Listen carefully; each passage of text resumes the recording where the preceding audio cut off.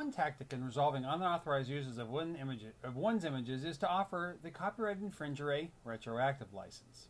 This solution is often employed by photographers once their infringement is discovered before engaging an attorney or understand fully what the risks of doing so are. Now, I am not an attorney here. I am just offering general advice. You really should talk to an attorney if you have a situation like this. But what risks are there in doing so and offering a retroactive license? Attorney Nancy Wolf wrote in the article, quote, "Masterfile wins $46,816.91 in internet copyright infringement suit," end quote, about how the court considered the amount of the retroactive license when awarding damages. Wolf wrote, in part, quote, "Before finally bringing a lawsuit, Masterfile offered to enter into a retroactive license agreement with JV Trading for the 3 years that JV Trading infringed. Although JV Trading did not respond, the courts used in this offer as guidance in assessing whether the damage award requested by Masterfile was reasonable." So how does this work? Well, suppose you would normally license an image for a specific use, say $275. Oftentimes a photographer might offer then a retroactive license, that is, to pretend that the client actually licensed the image and was billed for it for 3 times the original amount. Sometimes it's the amount plus 3 times, or sometimes it's just a total of 3 times the original. Either way, be careful when doing so, as you may place yourself at a risk of a lower final judgment or award in your favor by doing so. A retroactive license should be a part of settlement talks, if at all, rather than a general offering, since settlement talks between both parties are not to be disclosed during court proceedings, thus you would not be hindering yourself. Lastly, make darn sure that whatever you do, you resolve only the infringements at hand and not grant them a blanket agreement or license settlement for all infringements, since what you caught may well be the tip of the iceberg.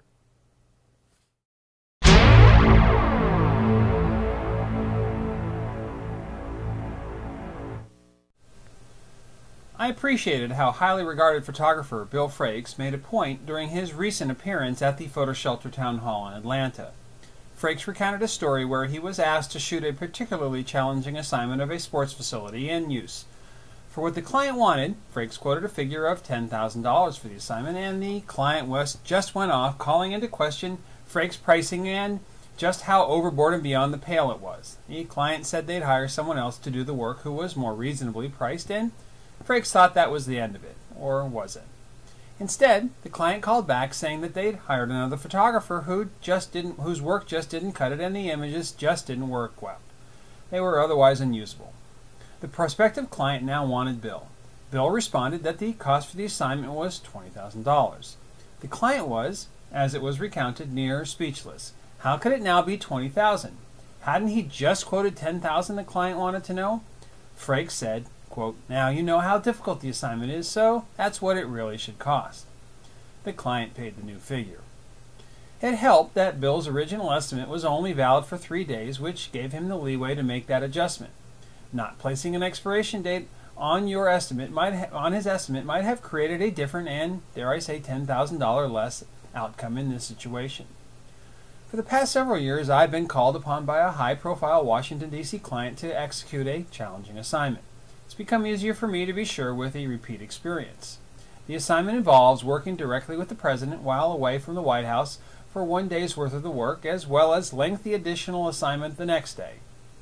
This year, it had come to my attention that I was still on board for the event with the president because it was something they all knew I could do and that there is a limited pool of people in town with that experience. However, I'd not even received a phone call about the second piece of the work.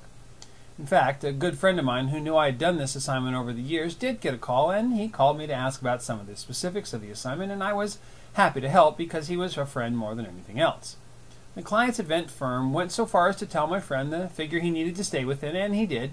In the end, the client didn't even extend to him the courtesy of a phone call saying he was not chosen, and he was frustrated because he'd gone out of his way to assist them and work within their budgetary figure.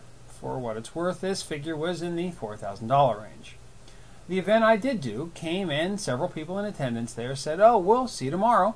And I politely said, "Oh no, this year I'm not on for that." And that response was met with repeated surprise.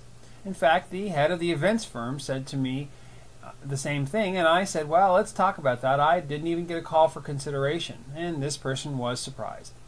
I have a decade-long relationship with them, and they know that it will be a challenge without me there.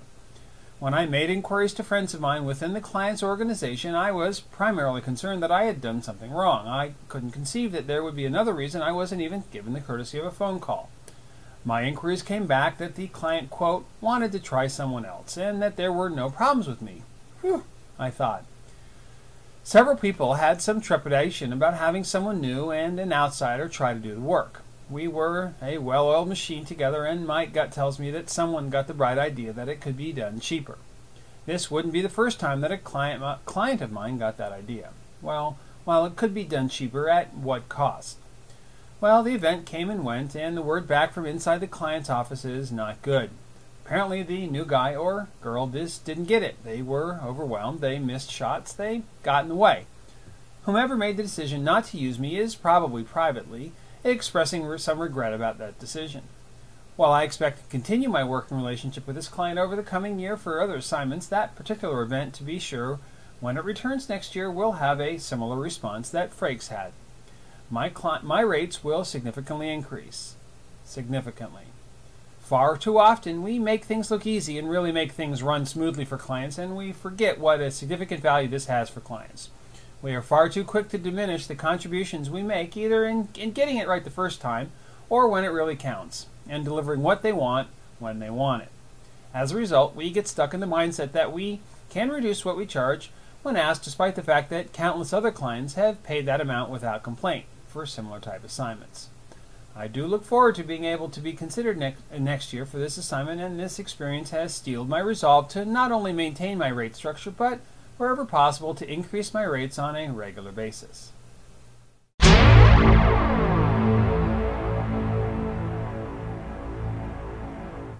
Screenhead, the internet blog, is reporting that over 25,000 stills have been stolen from the set of the latest Indiana Jones and the Crystal Skull movie.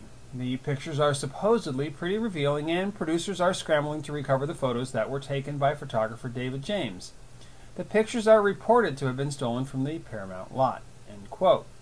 Images are assets, folks. I can only be thankful that a good friend of mine who was up for the unit photographer part of the movie but didn't get it is now off in the world on another assignment.